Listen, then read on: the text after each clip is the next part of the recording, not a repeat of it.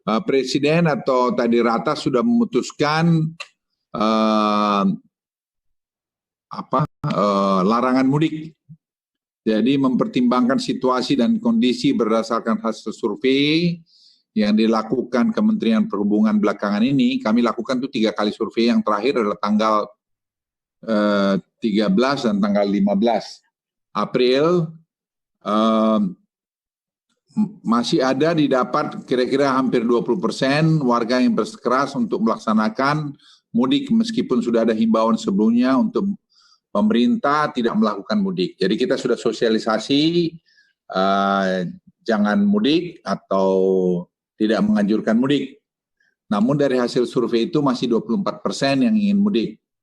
Atas dasar itu dalam rapat terbatas tentang pembahasan antisipasi mudik melalui video conference pada Selasa tanggal 21 bulan 4 2020, pemerintah memutuskan untuk melakukan pelarangan mudik pada saat Ramadan 1441 Hijriah maupun Hari Raya Idul Fitri untuk wilayah Jabodetabek dan wilayah-wilayah yang sudah ditetapkan untuk memperlakukan pembatasan sosial berskala besar, dan juga wilayah yang masuk zona merah virus corona. Jadi saya kira pemerintah daerah juga nanti bisa ngatur di sana.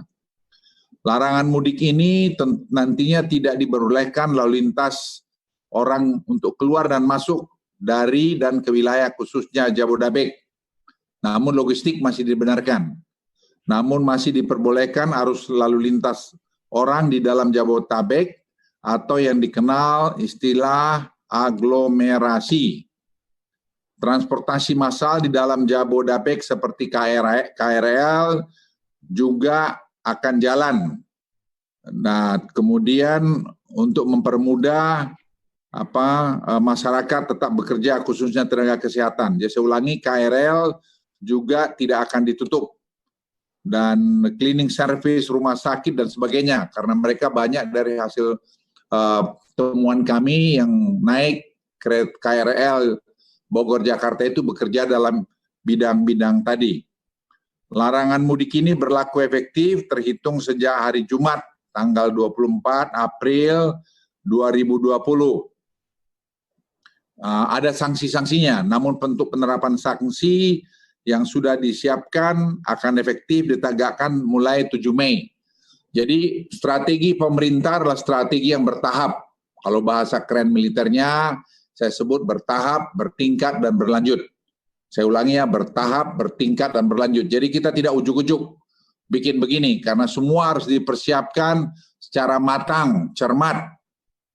Seperti diketahui, pemerintah juga baru saja menyalurkan bantuan sosial untuk masyarakat, khususnya wilayah Jabodetabek, dan sesuai arahan dari Presiden Joko Widodo, seluruh hal yang berkaitan dengan jaring pengaman sosial juga harus segera berjalan. Nah, atas itulah pemerintah memutuskan untuk melarang mudik pada tahun ini. Jadi, kalau seperti kalau saya boleh umpamakan operasi militer, persiapan logistik dilakukan, persiapan tadi sosialisasi dilakukan, latihan ini semua disiapkan, baru kita sekarang eksekusi. Jadi mulai 24 ini itu akan berlaku pelarangan mudik.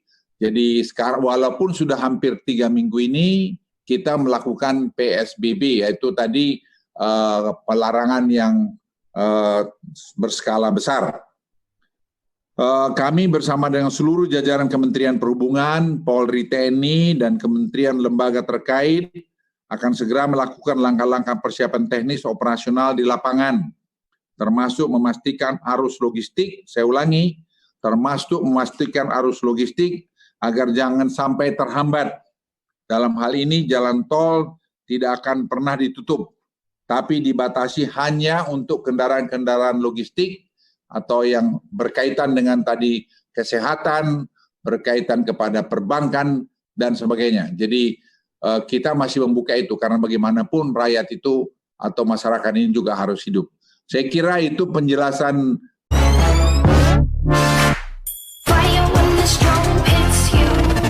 That's it, Brian? Yes.